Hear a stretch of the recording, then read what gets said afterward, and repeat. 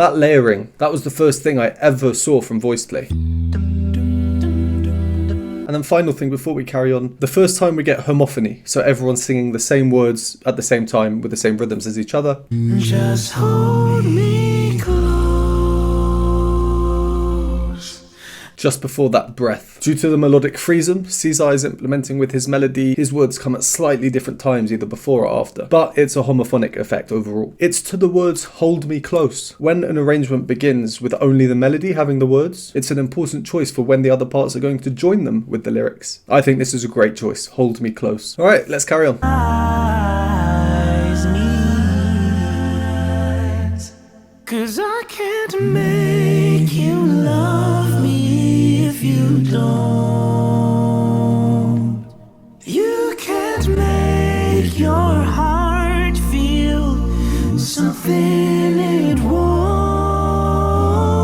Here in the dark, in these final hours, I will lay down my heart, and I feel the power, but you won't know. You won't, 'cause I can't make you love me if you don't.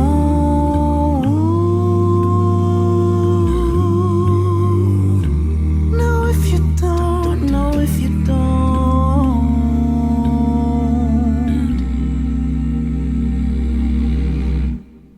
I'll close my eyes, and then I won't see the love you don't feel when you're holding me. No, the morning will come, and I'll do what's right.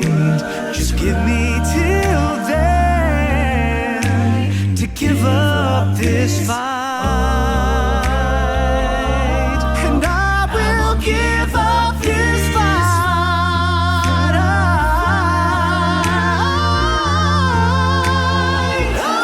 'Cause I can't make you love. Alright.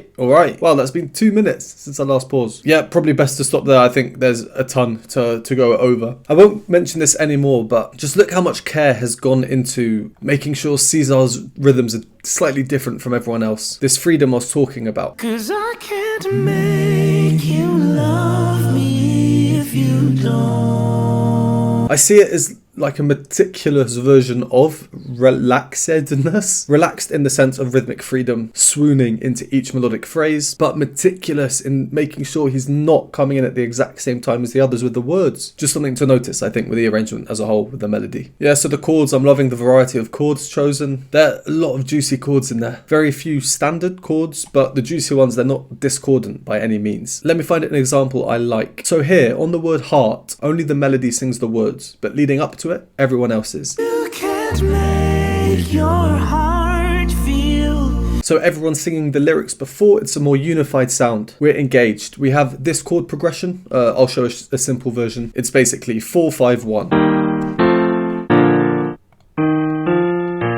4-5-1. Jeff's part is the key to hearing that because he sings those notes. You can't make your heart feel. We're given those two first chords very clearly.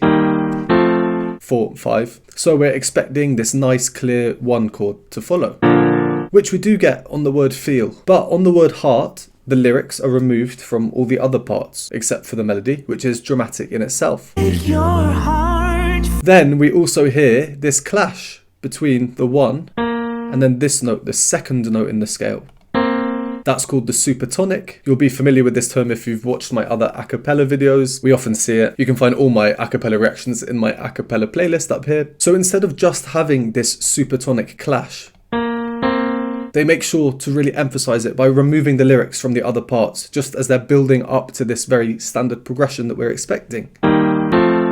Let's listen to that again. Can't make your heart feel. It's kind of like a double whammy. Alright, a bit further on, yeah, I just want to say what a nice voice he has. I will lay down my heart. This airy head voice, I say in so many of my reactions that I find an airy head voice to be one of the more emotional voice types. But then on the word heart, as we just saw last time they sung the word heart, the lyrics were removed from the other parts. This time the other parts are just removed full stop. My heart. Which obviously puts emphasis on Caesar's voice. He's the only one singing. And what a time to do it. He does this change into his chest voice. And what a tone. Lay down my heart. Quite raspy, but smooth at the same time. Very interesting, very unique, very nice. And then because of the silence here, the entry on all the other parts after that is emphasized. And they do another fairly juicy chord. This E flat major 7. To me, this is the type of chord that usually needs a bit of preparation. Here, they just enter straight on it. So maybe that's why it seems a bit more striking than it is. Right, next thing, the highlight of the performance so far probably. And I like how temporary it is. We get textural layering into this crazy crunch chord. And at the bottom of the crunch chord, we have Jeff being the human organ singing a B flat 1. An octave below there. 'Cause I can't make you love me. Whew. What a contrast to the melody. I can't make you love me are the lyrics here. This is agitated harmony. It's tense, discordant. Make you love me. On love especially. Then this bit stood out to me, and I think it's a tactical move by Jeff. His way of saying, oi, look at the bass part. If you don't. Because after that, he is bringing the clash in the harmony, the juice to these rich chords that we hear. And there, he moved away and then moved back to the same note. All the other parts are keeping their note. Again, it's kind of highlighting the bass part at this moment. The juicy chord.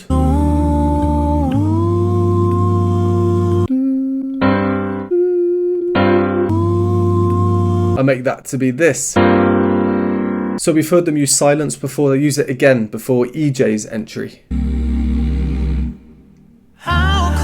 And now the arrangement itself as a whole is kind of livened up a bit. It's become a bit more. We have clicks, so some form of beat. And there's more lyrics now in the backing parts as well.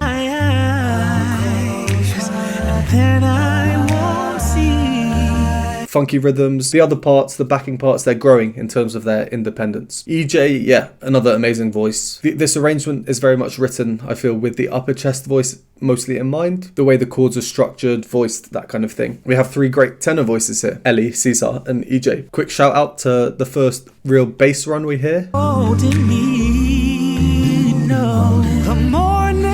Which contrasts the sustained repeated notes we hear after that.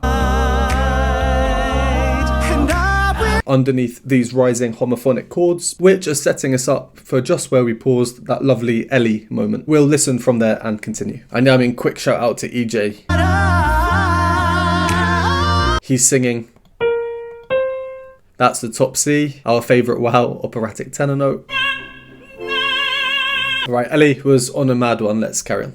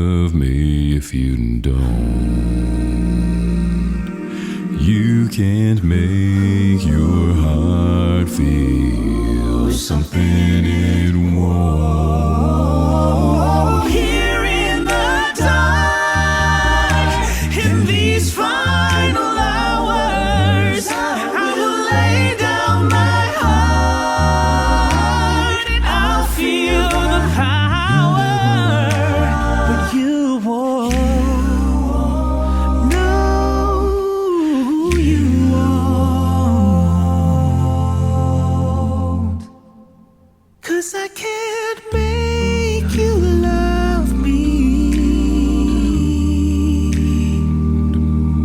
if you don't, if you don't.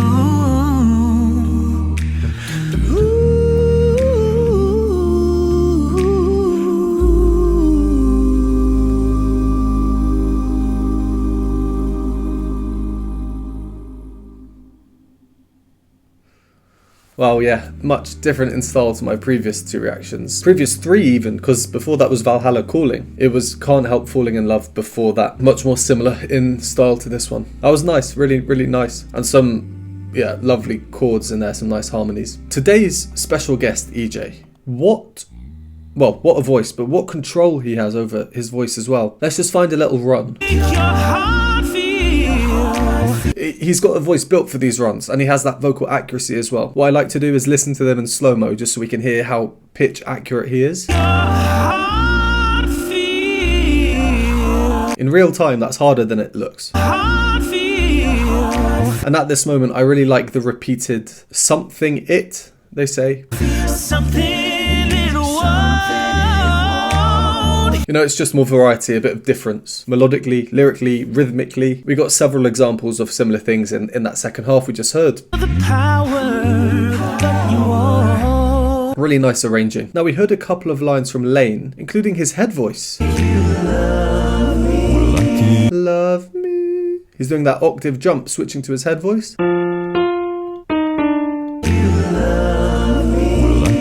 And above that, there's a nice a D up here. I think I'm getting to understand VoicePlay's layering and multi-tracking a little bit better. How they add in these subtle parts to really help contribute to the idea of growth throughout the arrangement, getting bigger as it goes on. Either side of that, we have the melody gradually coming down. From EJ at the top. And then I think this is Lane. I'm least familiar with Lane's voice because, well, I've heard it the least. They repeat that and then we finally go down to Jeff. I can't make you love me if you... So we get contrast from the deep bass to EJ.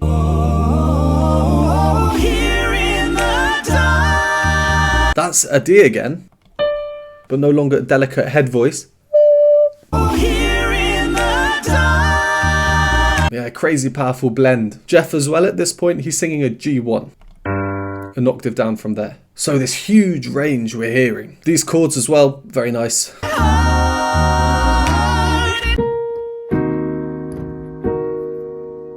And then we get towards the much calmer conclusion. EJ goes from that powerful blended chest voice to a more airy head voice, like we heard Caesar doing earlier. And underneath him is a filthy chord. Good filth. So they're doing different things to make everything a bit calmer. And then I'm very happy to hear this. Just there. Dum dum dum. We always hear it at least once in their arrangements. Well, this is only my 6th time seeing VoicePlay, but from what I've heard. And of course, to finish, this nice unresolved jazz chord. It's a major 7th, like the chord we heard earlier when they suddenly entered on it.